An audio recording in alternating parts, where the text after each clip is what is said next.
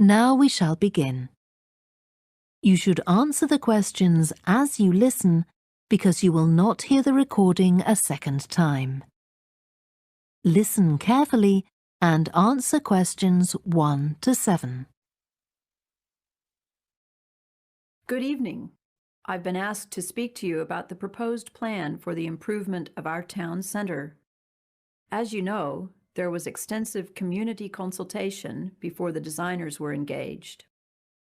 I'm sure you'll agree that a great many of your concerns have been acknowledged and incorporated into the draft plan that you see before you. Firstly, you'll notice that the existing supermarket has been enlarged. It's the biggest building you see on the plan, on the south side of the Main Street Mall. You can see that the part of Main Street in the town center has been turned into a pedestrian mall. We're planning extensive plantings of shrubs and small trees to provide shade. There'll be plenty of parking for supermarket shoppers on the west side of the building, and a few spaces to the south facing the park. The park will not be touched except for the addition of a small artificial lake, which we hope will attract ducks and other bird life. We've taken into account your petition not to expand the tavern. I know some of you wanted it removed from the town center altogether, so it will be discreetly screened from public view by more trees. The existing car park at the rear of the tavern will remain. Opposite the tavern, on the other side of Main Street, there will be a covered market. The Saturday Farmers Market is hugely popular, but stall holders have suffered from a lot of bad weather recently. We think everyone will be happy with this part of the redevelopment. These two rectangular buildings here, in the middle of the plan, are new. We plan to demolish the existing shops, some of which are unsound anyway, and put up these two modern buildings instead. The one across Bay Road from the market will house boutiques, delicatessens, and other specialty shops all under one roof. The other one to the west will contain offices, so you'll have convenient access to all the professionals in town inside one building. The swimming pool will remain where it is, of course. The school is a major user of the pool, so to make it safer for students to cross Swan Road, a pedestrian crossing will be installed in front of the school gymnasium. You can see we've planned a gap in the trees here on the Main Street Mall, so that students will be able to walk across the Main Street Mall straight to the pool. Another pedestrian crossing to the west of the pool will give students and other users safer access to the new library here. Library users will be able to share the supermarket parking. We expect that Swan Road may become a busier thoroughfare once the Main Street has been converted to pedestrians only, but we'll address that issue in the second stage of the development. In the meantime, the east end of Swan Road will be converted into a public car park here, between the council building and the market. Before you hear the rest of the conversation, you have some time to look at questions 8 to 10.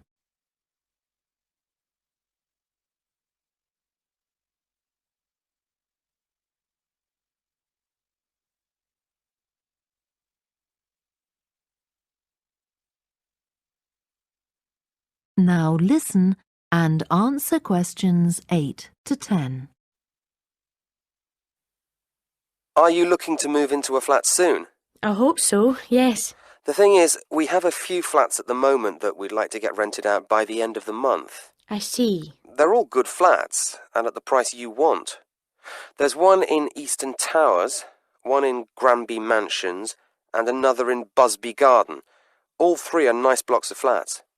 Could you tell me where they are? I'm at the train station at the moment. Eastern Towers, if you're coming from the station, isn't very far. Cross over City Bridge, then go left, and where the road divides, you want the right-hand fork. You'll see Eastern Towers on the left side of the road. It's a lovely building with trees around it. That sounds nice. What about Granby Mansions? And the best way to get there from the station is probably to go down River Road and then cross over Old Bridge. The road bends to the right round the park, and if you follow along, you'll find it there on the left side. That's a great location with lovely views of the park. Very nice. And you said there was one more? Busby Garden, yes. OK, from the station, cross over City Bridge, keep going through the first crossroads until you come to the second crossroads. Busby Garden will be facing you over to the right side.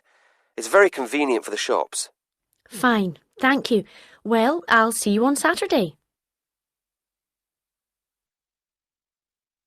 That is the end of section 1.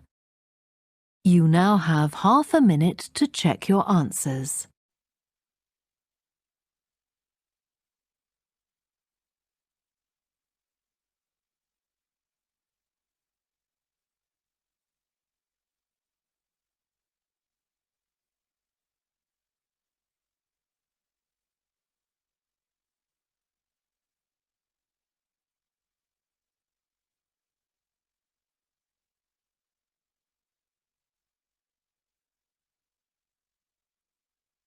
Now turn to section 2. Section 2. First, you have some time to look at questions 11 to 17.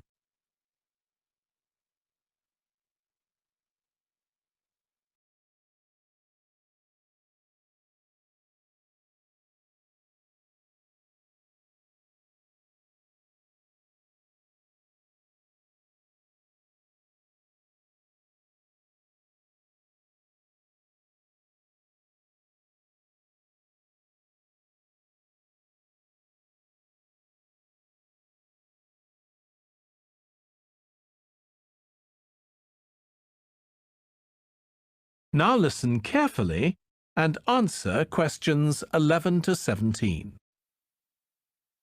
It's so nice to see so many people here on our open day.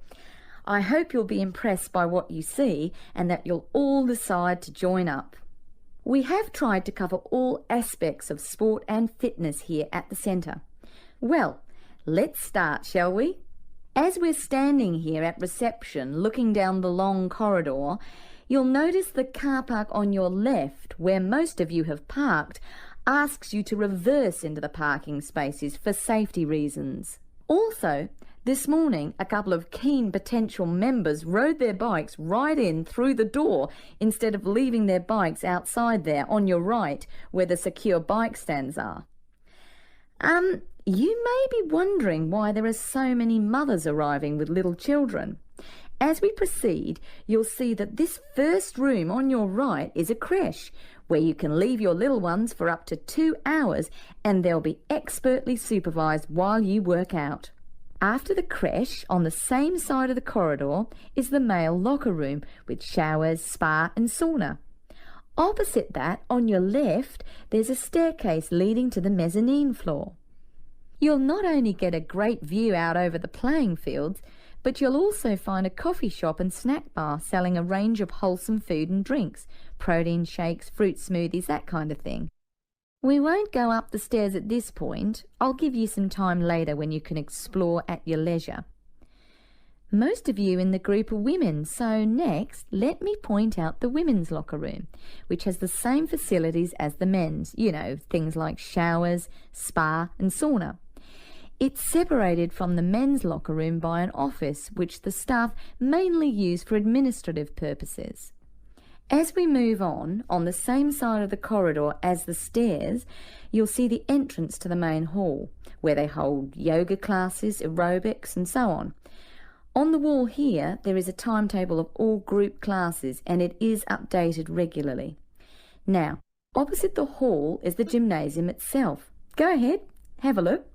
Impressive, isn't it? Very spacious, light and airy with all the most modern equipment. As we continue down the corridor past the main hall, on the same side, there is a conference room. This is mainly used when the centre is hosting a big sports event of some kind. It gives the officials a quiet place to gather and have meetings and so on. You'll have seen the 400-metre athletics track on your way in beside the car park. We have some pretty big athletics conventions here.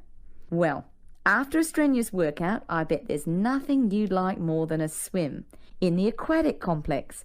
But first, these rooms on our right are all part of the sports medicine clinic, where you have access to a doctor, physiotherapist, massage therapist, podiatrist, and even a sports psychologist if you need one. Of course, you'll need to make appointments, but if you have any questions, just pop in and see the clinic receptionist and she'll help you out.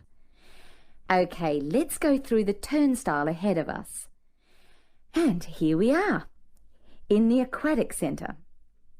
Turn left, past the pool shop where you can buy or hire goggles, swim caps and such like, and we're outside, poolside. Beautiful, isn't it? Especially on a day like today. Go on, dip your toes in the water, and if that's not warm enough for you, then I'll take you to the indoor pool, which is less than half the size, but heated to 32 degrees. Let's go back past the pool shop and through the double doors to the indoor pool.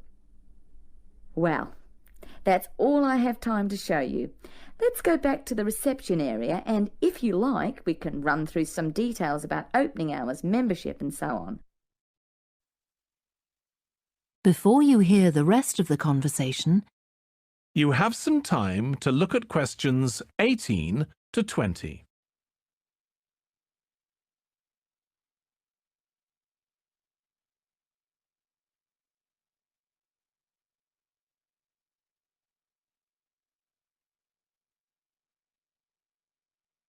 Now listen and answer questions 18 to 20. Now, the area occupied by Hollylands is rather large, and we don't want people to get lost, so I'll just give you a few pointers to help you orientate yourselves. So, whether you come by car or bicycle, you'll come in from the road.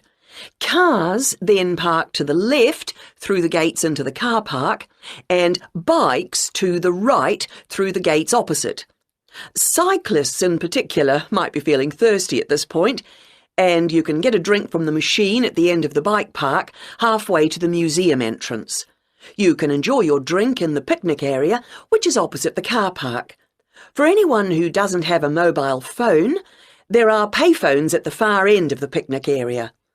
Over at the opposite end of the picnic area, across the path, are the toilets. Next to them, and just to the right of the entrance to the main museum, is the first aid room, which we hope you won't need, but it's there in case you do. If you have any queries, please go to the manager's office, which is behind the picnic area.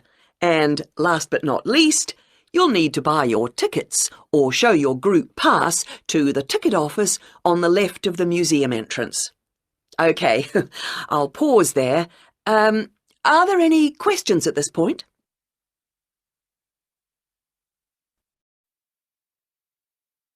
That is the end of section 2. You now have half a minute to check your answers.